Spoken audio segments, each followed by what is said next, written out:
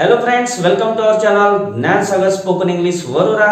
Gyansagar spoken English Warora या YouTube चॅनलवर आपणा सर्वांचं मनपूर्वक स्वागत. लक्ष द्या रे पुट्टेवा, आपण या व्हिडिओमध्ये जबरदस्त असा कंजक्शन शिकून राहिलो. तर कोणता कंजक्शन आहे तर ते आपण आता बघू. Let's have a look. After, आफ्टरचा अर्थ होते नंतर. लक्ष द्या रे पुट्टेवा, या व्हिडिओ मध्ये आपण काय शिकत आहोत? आफ्टर चा अर्थ नंतर. आफ्टर हा एक, लक्ष द्या इकडं, आफ्टर हा तीन काम करतो. आफ्टर हा प्रेपोजिशन पण आहे, आफ्टर हा ऍडवर्ब पण आहे आणि आफ्टर हा कंजक्शन पण आहे. मग कधी प्रेपोजिशन असते, कधी ऍडवर्ब असते आणि कधी कंजक्शन असते. पहा, मी तुम्हाला पटकन एका मिनिटामध्ये सांगतो. आफ्टर प्रेपोजिशन तेव्हा असते जेव्हा तो नाउनच्या आधी येतो. आय रिपीट, आफ्टर हा प्रेपोजिशन तेव्हा असतो जेव्हा तो नाउनच्या आधी असते, म्हणजे कोणत्या टायमिंगच्या आधी, एखाद्या इव्हेंटच्या आधी. ठीक आहे, तर त्याचा व्हिडिओ पाहून घ्यायचा आपला आहे आफ्टर एज अ प्रेपोजिशन. त्यानंतर आफ्टर जेव्हा एखादा ऍक्शन बद्दल सांगते, एखाद्या वर्ब बद्दल सांगते, तेव्हा तो ऍडवर्ब असते. आणि कंजक्शन कधी असते तर जेव्हा दोन सेंटेन्स जॉईन करतो, म्हणजेच आफ्टर एखाद्या सेंटेन्सच्या आधी येते, तेव्हा तो काय असतो? Conjunction, subordinating conjunction of time. तर कसं, तर ते आपण या व्हिडिओ मध्ये शिकणार आहोत. After as a subordinating conjunction of time. तर चला आपलं कीर्तन चालू करू. तर आफ्टरचा अर्थ काय होते गण्या? नंतर होते. काय होते? नंतर. ठीक आहे, तर with the help of example आपण समजून घेऊ कसा हा कंजक्शन म्हणून वापरल्या जात असते. तर हा काय आहे गण्या? सबऑर्डिनेटिंग. सबऑर्डिनेटिंग, लक्ष द्या रे, सबऑर्डिनेटिंग कंजक्शन आहे. हा कंजक्शन म्हणजे जोडण्याचं काम जो करतो त्याला कंजक्शन म्हणतात. म्हणजे दोन सेंटेन्स जो वर्ड जोडतो त्याला कंजक्शन म्हणतात. हा जो आफ्टर आहे हा एक कंजक्शन आहे, म्हणजे काय जॉईन करणार गण्या? दोन सेंटेन्सेस. ठीक आहे, तर आफ्टरचा अर्थ नंतर आणि तो काय म्हणून आहे? काय आहे तो? Subordinating conjunction of time. वेळ दर्शवते तो. काय दर्शवते? वेळ दर्शवते तो, म्हणून त्याचं नाव पडलं सबऑर्डिनेटिंग कंजक्शन ऑफ टाइम.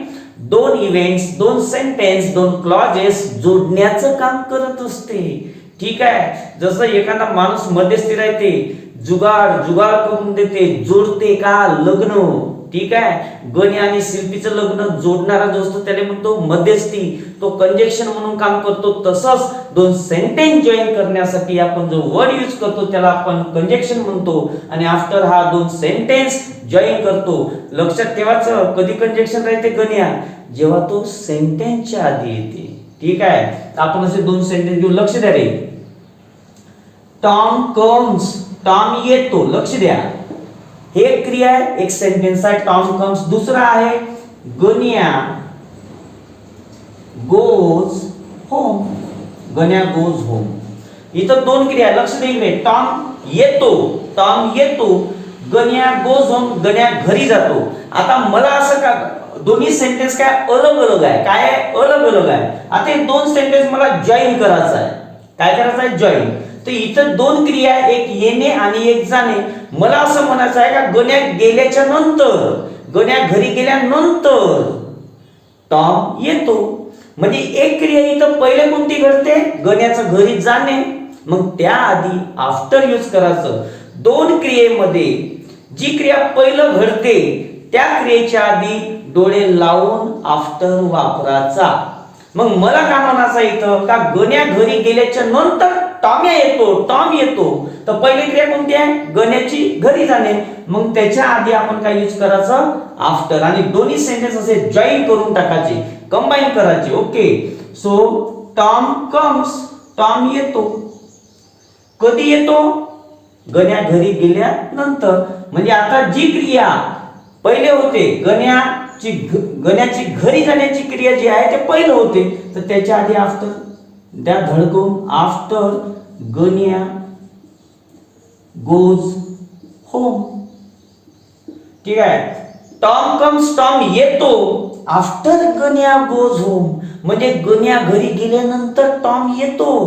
ठीक आहे. एवढा भेकुडायले कसा गण्याला बाहेर येते टॉम या. तर हे सेंटेन्स तुम्ही असं बी म्हणू शकता, आफ्टर गण्या गोज होम, गण्या घरी गेल्यानंतर टॉम कम्स. ठीक आहे. तर दोन्ही प्रकारे म्हणू शकता. ओके. तर असे दोन सेंटेन्स, दोन क्लॉजेस जॉईन करण्यासाठी आपण आफ्टर नंतर या अर्थाने सबऑर्डिनेटिंग कंजक्शन ऑफ टाइम म्हणून यूज करत असतो. दुसरं एखादं सेंटेन्स घेऊ का गण्या? ठीक आहे. लक्ष द्या रे. आय विल कम, मी येईल. मी येईल. I finish my work.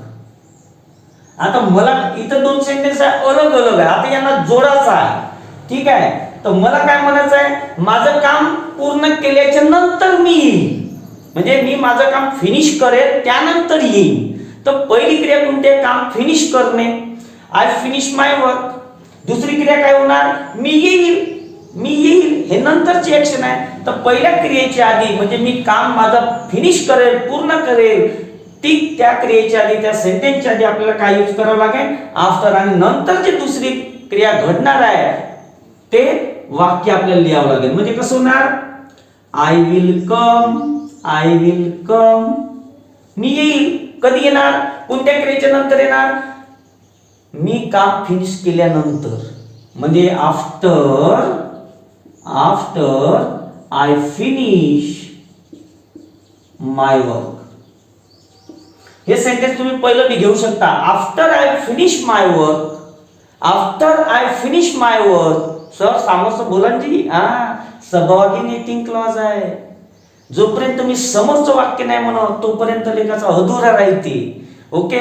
बघा ना, after I finish my work, मी काम फिनिश केल्यानंतर, आय विल कम, मी येईल. आता अर्थ पूर्ण झाला. मध्येच इथे आफ्टर ज्या सेंटेन्सला लागलेला आहे ते सेंटेन्स, ते क्लॉज सबऑर्डिनेटिंग क्लॉज आहे, डिपेंडंट क्लॉज आहे. आणि समोरचं जे वाक्य मी बोलणार तोपर्यंत मीनिंग कंप्लीट होणार नाही. तर ज्याच्यावर मीनिंग जो इंडिपेंडंट आहे, जो ज्याला कंप्लीट अर्थ आहे तो कोणता आहे? आय विल कम. मग याच्यावर डिपेंड राहते. तो कोणावर डिपेंड आहे? आय विल कम, म्हणजे याला मेन क्लॉज म्हणतात. लक्षात ठेवा. हे जोपर्यंत म्हणत नाही तोपर्यंत याला मीनिंग पूर्ण होत नाही. After I finish my work, I will कम. आता कंप्लीट झालं. ओके.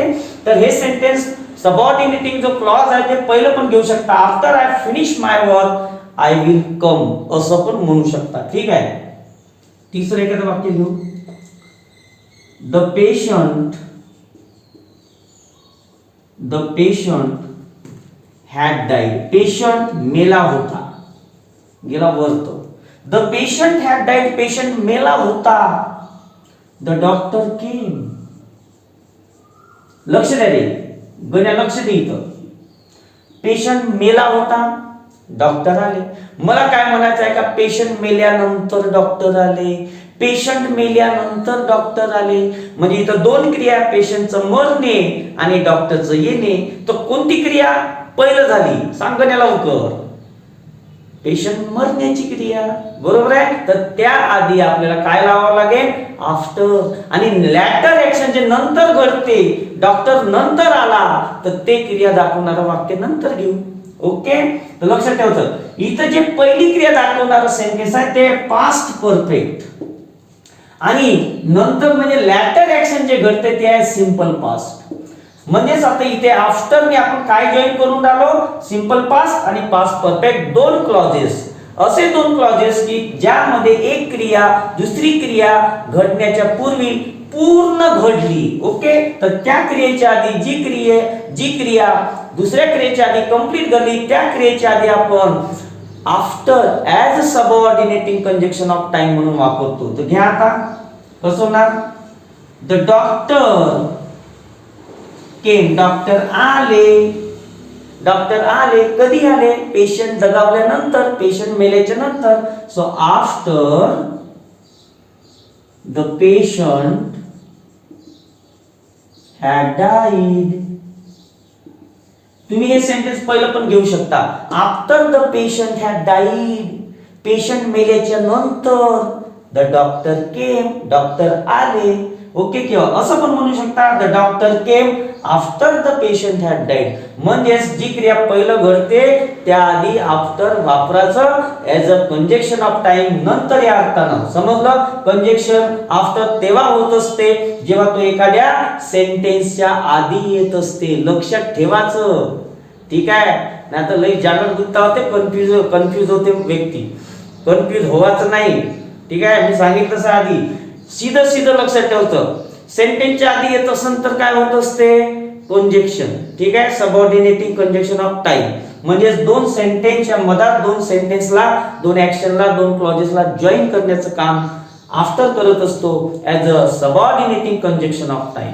कोणत्या अर्थाने गण्या? नंतर या अर्थाने. ओके, तर बहुत सारे सेंटेन्स आपण डेली रुटीन मध्ये बोलत असतो, ठीक आहे? प्रोग्राम सुरू झाल्याच्या नंतर आम्ही पोहोचलो तिथं. प्रोग्राम सुरू झाल्याच्या नंतर आम्ही तिथे पोहोचलो. म्हणजे पोहोचण्याची क्रिया कधी झाली गण्या? नंतर झाली. त्याच्या आधीच प्रोग्राम सुरू झाला होता. मग पोहोचणे आणि प्रोग्राम सुरू होणे याच्यामध्ये पहिली क्रिया कोणती घडली? प्रोग्रामचं सुरू होणे. तर त्याआधी धमकवून द्या after the programme had started comma we reach there, किंवा ते पहिलं घ्या we reach there after the programme had started. I hope you understood. After subordinating conjunction of time नंतर या अर्थाने. पुन्हा भेटू पुढल्या व्हिडिओमध्ये एका नवीन कंजक्शन सोबत. Till then bye and take care.